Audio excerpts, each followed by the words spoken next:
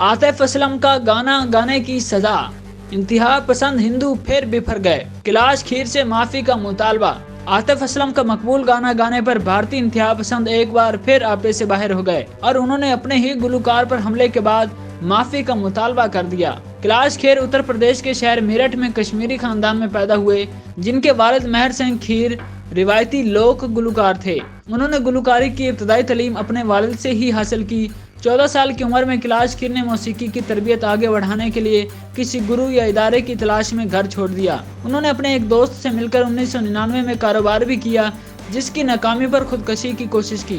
कैलाश खेर को बॉलीवुड में जगह बनाने के लिए बहुत जद्दोजहद करना पड़ी। पहली बार फिल्म अंदाज में इनका गाना रब्बा इश्क न होवे काफी मकबूल हुआ, लेकिन फिल्म वैसा भी होता है कि गाने अल्लाह के बंदे ने इन्हें शोहरत की बुलंदियों पर पहुंचा दिया, जिसके बाद इन्हें बॉलीवुड की बहुत सी फिल्मों में गाने का मौका मिला। इनके तमाम गाने सुपरहिट साबित हुए।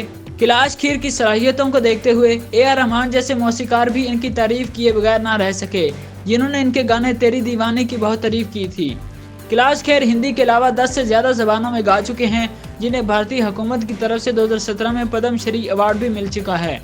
कैलाश खेर पर चंद रोज पहले उस वक्त हमला कर दिया गया जब वो रियासत कर्नाटक के इलाके हम्पी में कंसर्ट के दौरान आतिफ असलम का भारतीय फिल्म के लिए गाया हुआ एक गाना गा रहे थे।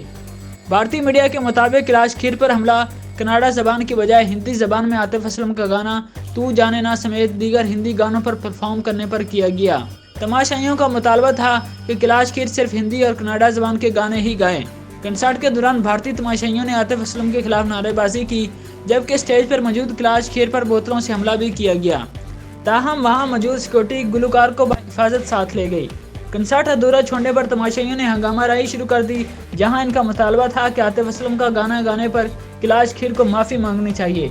ताहम गुलकार ने माफी के मुतालबे पर रद्द अमल का इजहार नहीं किया।